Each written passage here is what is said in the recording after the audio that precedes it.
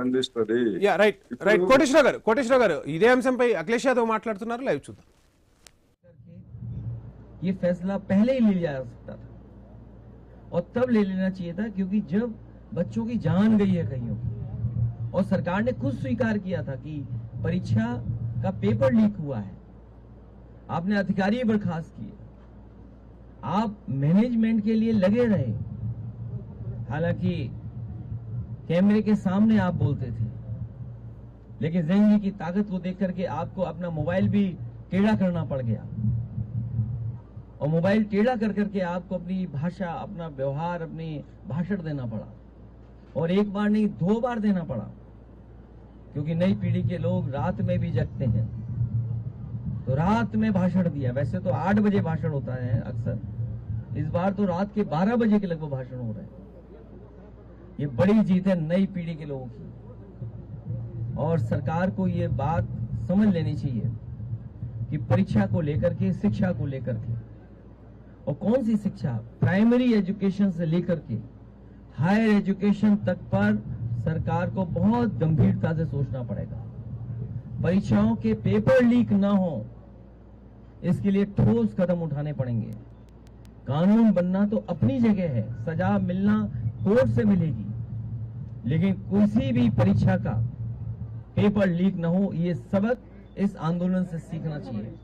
और एक बात जो हम सब ने देखा, सीखा, समझा, भारतीय जनता पार्टी जो नकारात्मक राजनीति करती थी, नकारात्मक राजनीति के लिए वो न जाने कितनी धन दौलत खर्च करते थे, लेकिन नई पीढ़ी युवा के लोगों ने ऐसे नारे बनाए, ऐसे पोस्टर बनाए जिनके बारे में और नारों के बारे में हम लोग सोच भी नहीं सकते थे।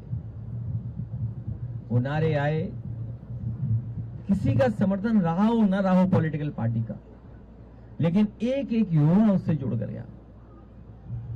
ये युवाओं की और आज के जमाने के इंटरनेट और सोशल मीडिया के माध्यम से और सड़कों पर जो आंदोलन फैला, उसकी वजह से अंतोगत्वा भारतीय जनता पार्टी जो विश्व की सबसे बड़ी पार्टी है, जिनके पास न जाने कितने संगी साथी अंडरग्राउंड अनरजिस्टर्ड लोग हैं, उनको भी झुकना पड़ गया। ये युवाओं की बड़ी जीत है, लेकिन इससे सभी पॉलिटिकल पार्टी के लोगों को ये सबक लेना चाहिए कि हमारे आने वाले समय में जो परीक्षाएं हों, उनको ठोस बना करके ही कोई पेपर लीक ना हो और युवाओं को रोजगार और नौकरी के लिए रास्ते खोलने पड़ेंगे। अच्छा, आप पे ये भी आरोप है सर कि क्योंकि उनकी कई बैठक हुई हैं, क्योंकि अंदर बैठक में क्या बात होती है वो तो हम नहीं समझ सकते हैं। सोशल मीडिया के माध्यम से या आप लोगों के माध्यम से जो बात आती है और जो हमारे साथी कुछ हैं जो जानकारी देते हैं, उसके माध्यम से ही हम कोई बात कह पा रहे हैं, क्योंकि बात हमारे बीच नहीं है। लेकिन पहली बात जो थी, विपक्ष की भी ये मांग थी, जिसकी वजह से सदन नहीं चल रहा था, स्पीकर महोदय के सामने या अन्य मौकों पर, या जो धरने प्रदर्शन हुए, जिन धरने प्रदर्शनों में हम लोग शामिल हुए, यही मांग थी कि छात्र युवाओं की मांगे मानी जाएं, जिसमें सबसे पहली मांग यही थी कि मंत्री को इस्तीफा देना चाहिए। वो पूरी हुई है, उसके लिए बहुत बधाई छात्र नौजवानों को, जिन्होंने डट करके बिना परवाह किए हुए और एक ऐसा आंदोलन जिसका एक्सपीरियंस करने सब जा रहे थे, बड़ी संख्या में लोग पहुंच रहे थे।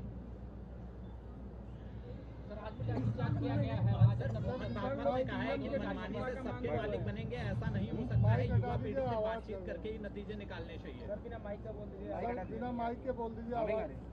माइक आवाज से इको आ रहा है। ये जो इस्तीफा हुआ है वो इंकलाब की वजह से हुआ है।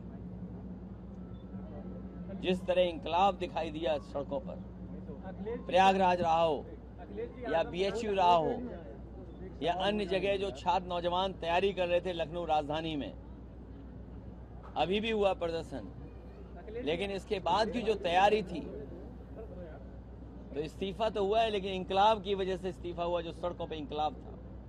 युवाओं का डर था, ये सरकार डर गई विपक्ष से। युवाओं के इंकलाब से सरकार को झुकना पड़ा।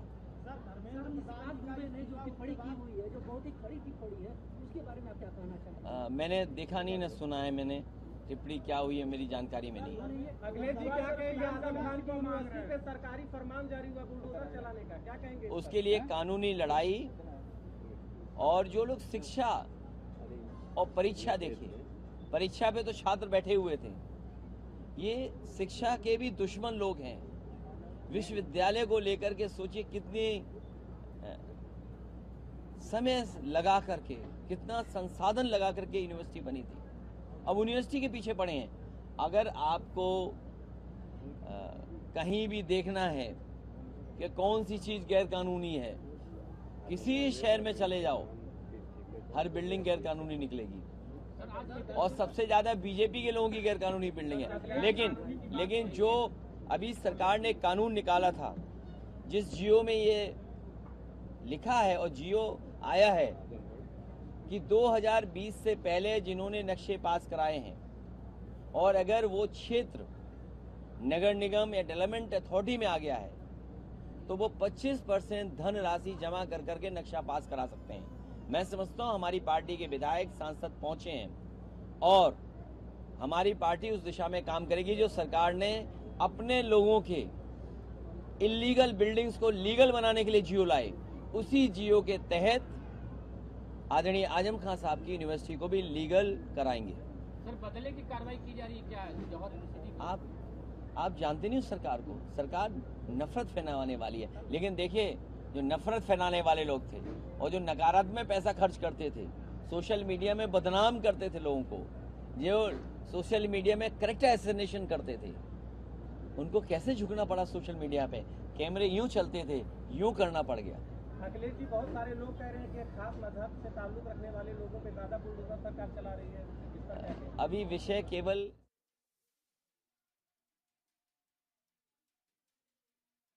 हेलो एवरीवन, आप सबको बहुत बहुत बहुत बधाई। हमारे देश के युवाओं को, जेनजी को बहुत बधाई। बहुत खुशी की बात है, आप लोगों का संघर्ष रंग लाया। धर्मेंद्र प्रधान को अल्टीमेटली इस्तीफा देना पड़ा। ये पूरी डेमोक्रेसी की बहुत बड़ी जीत है। हमारे देश में लोगों का जनतंत्र से भरोसा ही उठ गया था। लोगों को लगने लगा था कि सरकारें सुनती नहीं है। जनता सरकारों के सामने चिल्लाती रहती थी, गिड़गिड़ाती रहती थी। हर चीज के लिए हम सरकार को हाथ जोड़ते रहते थे, पैर पकड़ते। सरकारें कभी सुनती नहीं थी। इतना बड़ा संघर्ष हुआ और अल्टीमेटली सरकार के अहंकार को झुकना पड़ा, जनता के सामने झुकना पड़ा। ये बहुत बड़ी जीत है, पूरे जनतंत्र की जीत है, डेमोक्रेसी की जीत है। और सरकार को भी अब समझ लेना चाहिए कि आपको जनता की सुननी पड़ेगी। ये डेमोक्रेसी है। Democracy is by the people, of the people, for the people. मैं उम्मीद करता हूं कि सरकार नीट के सिस्टम को ठीक करेगी, ताकि अगली साल अब से पेपर लीक होना बंद हो जाए इस देश के अंदर।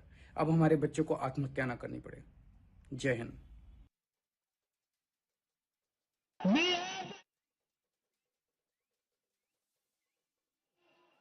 ऋतिक मिश्रा, सिद्धार्थ हेगड़े, भाग्यश्री, अंशिका पांडे, उमेश माली, रेणु मीना, रिया कुमारी थापा, शिवानी यादव, अनु गिरना, कहान पटेल, आकांक्षा चतुर्वेदी, रीमा बेगम, मैथिली अशोक सोनवणे, अवंतिका मौर्य, जतिन कुमार, गोपिका, शेख सना, वेत्रियानंदम, ये वो बच्चे हैं जिनको आज न्याय मिला है।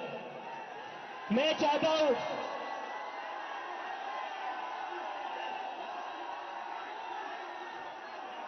मैं चाहता हूं 2 मिनट का साइलेंस, 2 मिनट का साइलेंस इन बच्चों के लिए। రైట్, ఇక ఎట్టకేలకు ధర్మేంద్ర ప్రధాన్ రాజీనామా చేశారు. ధర్మేంద్ర ప్రధాన్ రాజీనామాతో మా ఉద్యమం ఆగదు, విద్యా వ్యవస్థ ప్రక్షాళన వరకు మేము ఉద్యమిస్తాం. ఇక కాసేపట్లోనే కేంద్రంతో మరొకసారి చర్చలు ఉండబోతున్నాయని కూడా తెలుస్తోంది. చర్చల్లో ఏ అంశాలు తెరపైకి వస్తాయి, ఏం మాట్లాడబోతున్నారనేది వేచి చూద్దాం. ఇది వాళ్ళ క్వశ్చన్ అవర్. Stay tuned.